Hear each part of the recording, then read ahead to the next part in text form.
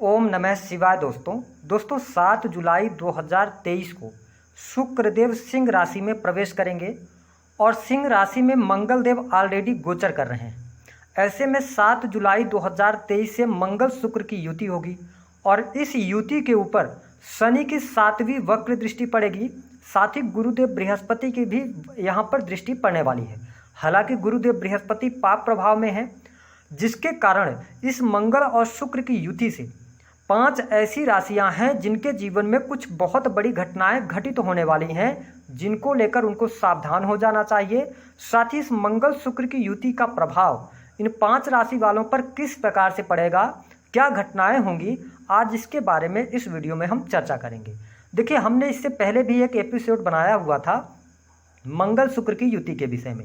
देखिए, मंगल जो है ये एनर्जी का कारक है, वही शुक्र जो है ये आकर्षण, प्रेम, सौंदर्य, स्त्री सुख का कारक होता है ना। शुक्र और मंगल की वजह से व्यक्ति लव में इन्वॉल्व होता है। आप देखिए, मंगल शुक्र की युति की वजह से कहीं ना कहीं से 7 जुलाई से लेकर 7 अगस्त तक 5 ऐसी राशियां हैं जिनके जीवन में कुछ ऐसी घटनाएं होंगी जिनकी उन्होंने कल्पना भी नहीं की होगी, है ना। एक्स्ट्रा मैरिटल अफेयर बनते हैं, व्याभिचारी योग भी से कहा जाता है, दुराचारी योग भी से कहा जाता है।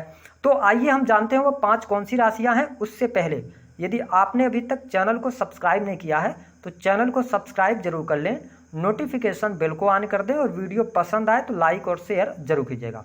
देखिए, इस वीडियो में जो हम चर्चा करने वाले हैं, जिसको लेकर आपको सावधानी रखनी है, उसकी बात करेंगे। तो जो पहले नंबर पर राशि है वह राशि है मेष राशि। देखिए, आपके पंचम भाव में, जो कि आपके प्रेम संबंधों का होता है, पंचम भाव में ही मंगल शुक्र की युति बन रही है। साथ ही आप देखें कि शुक्र देव जो हैं वे आपके सप्तम भाव के भी स्वामी बनते हैं, मंगल देव आपके राशि और इसके साथ साथ अष्टम भाव के स्वामी। मतलब क्या है कि आपको इस एक महीने में बहुत ज़्यादा सावधानी रखनी होगी, क्योंकि यहाँ पर कहीं ना कहीं से यदि आप प्रेम संबंधों में पहले से हैं तो प्रेम संबंधों में किसी थर्ड पर्सन के इन्वॉल्वमेंट की वजह से वाद विवाद, लड़ाई झगड़े हो सकते हैं। या इसके साथ यदि आप वैवाहिक अथवा दाम्पत्य जीवन के अंदर हैं तो कहीं ना कहीं से एक्स्ट्रा मैरिटल अफेयर के योग बनते हैं। तीसरे व्यक्ति की वजह से आपके दाम्पत्य जीवन में सुखों में कहीं ना कहीं से ग्रहण लग सकता है। तो आपको अगले 1 महीने तक ऐसे कोई भी कार्य नहीं करने हैं जिसकी वजह से समाज में आपकी छवि को नुकसान हो। साथ ही शनि की भी दृष्टि पड़ रही है। ध्यान रखें कि आपकी राशि के लिए योग कारक नहीं होते हैं, इसलिए कुछ समाज से हटकर या आप आकस्मिक रूप से लव मैरिज की तरफ जोश में आके कोई निर्णय आपने नहीं लेना है। आपके साथ में एक घटना और हो सकती है कि आपके पुराने प्रेमी अथवा प्रेमिका का मिलन दोबारा आपसे हो सकता है, जिसके कारण कहीं ना कहीं से उस मिलन का आपको भारी नुकसान अवश्य होगा, क्योंकि मंगल शुक्र की युति 1 महीने की रहेगी। तो आपके दिमाग में, मन मस्तिष्क में ऐसी चीज़ें चलने वाली हैं 1 महीने तक, लेकिन उसके बाद जब लॉन्ग टर्म में आप देखेंगे तो वहाँ पर आपको प्रॉब्लम होगी। तो आपके लिए यहाँ पर थोड़ा सा सावधानी बरतने की आवश्यकता अवश्य रहेगी। देखिए, अगली जो राशि बन रही है अगली जो राशि है वो है कन्या राशि। जी हाँ, अगर देखा जाए तो मंगल देव आपके 8वें भाव के स्वामी हैं। शुक्र देव की यदि हम बात करें तो आपके दूसरे और नवम भाव के स्वामी होकर इन दोनों ग्रहों की जो युति बन रही है वो आपके 12वें भाव पर बन रही है। 12वां भाव किस चीज़ का होता है? सैया सुख का होता है। आज इस वीडियो में हम आपको स्पष्ट जानकारी दे रहे हैं कि देखिए, शनि देव की 7वीं दृष्टि भी पड़ रही है। ऐसे में क्या होगा, कन्या राशि के जो जातक अथवा जातिका हैं, आप प्रेम संबंधों में हैं तो हो सकता है कि आपके अंदर कुछ ऐसी जिज्ञासाएं या आपका मनोभाव ऐसा बनने लगे कि आप जिस पार्टनर के साथ हैं उसके साथ में कहीं ना कहीं से आप खुश नहीं हैं, और क्या करेंगे, आप नए पार्टनर की तलाश करेंगे। या आप कन्या राशि के जातक अथवा जातिका हैं, एक प्रेम संबंध में हैं तो अगले प्रेम संबंध की तरफ जाएंगे। ऐसी स्थिति देखने को मिलने वाली है। इसके साथ ही थर्ड पर्सन का इन्वॉल्वमेंट या आपके जो पार्टनर होंगे, अगर आप लव लाइफ के अंदर चल रहे हैं तो लव लाइफ में कहीं ना कहीं से एक दूसरे के प्रति अविश्वास का भाव भी जागृत हो सकता है और आपके लिए ब्रेकअप जैसी संभावनाएं बनती हैं। इसके साथ कन्या राशि वालों को और कहां पर सतर्क रहना है, ऐसी चीजें होंगी कि आपके जो पुराने एक्स थे उनकी वजह से कोई ऐसी घटना घटित हो सकती है जो इसमें आपके घर परिवार में आपके बारे में कुछ अनहोनी या कुछ गलत बातें आपके घर परिवार को सुनने को मिले। तो आपको यहाँ पर हम डरा नहीं रहे हैं, सिर्फ ये बता रहे हैं कि मांगलिक योग का भी निर्माण हो रहा है। 12th हाउस के अंदर मंगल शुक्र की युति है, साथ ही शनि की वहाँ पर दृष्टि है, तो इस चीज़ का आपको ध्यान रखना है। जो माताएं बहनें हैं, अगर आप लव एंड रिलेशनशिप के अंदर हैं तो आपको अगर कोई कहीं पर बुलाता है, कहीं पर मिलने के लिए बुलाता है, तो थोड़ा सावधानी रखिएगा।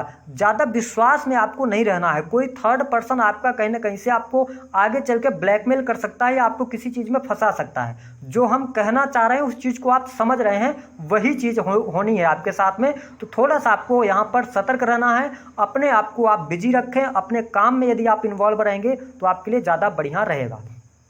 अगली जो राशि है वो है तुला राशि।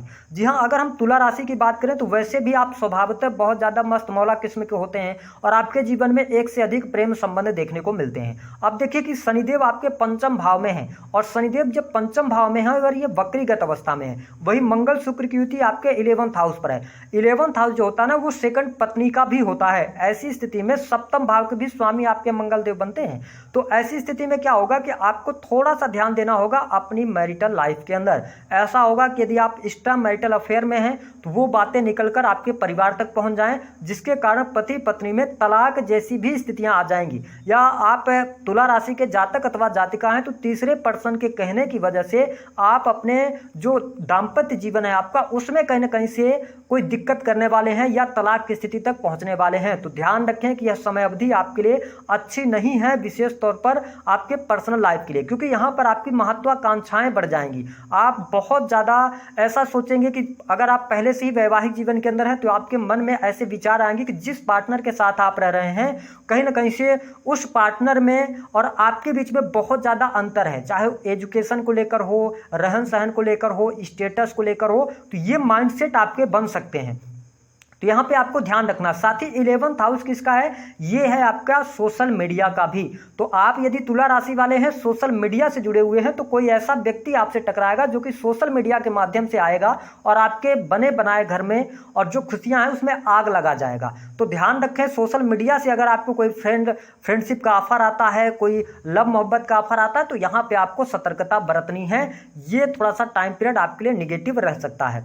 बात करें अगली जो राशि है वो है मकर राशि। जी हाँ, आपके लिए अगर देखा जाए तो यह जो युति है ना, ये मारक भाव में बन रही है और शनिदेव आपके राशि के स्वामी होकर अष्टम भाव पर दृष्टि डाल रहे हैं। अष्टम भाव किस चीज का है? गुप्त रहस्यों का है या गुप्त चीजों का है। आकस्मिक धन लाभ का भी होता है, ये मृत्यु स्थान भी होता है। ऐसे में क्या होगा, इस बात को भी आप समझ लें। मकर राशि वालों, वर्तमान समय में आप शनि की 7.5 में चल रहे हैं। दूसरी बात यह है कि अष्टम भाव में बनने की वजह से यदि आपके पहले से कोई गुप्त संबंध है, अगर आप एक्स्ट्रा मैरिटल में चल रहे हैं, तो जिस पार्टनर के साथ में आप चल रहे हैं वो आपके साथ बहुत बड़ा धोखा कर सकता है। कैसे कर सकता है? अष्टम भाव हमने बताया ना कि गुप्त चीजों का होता है।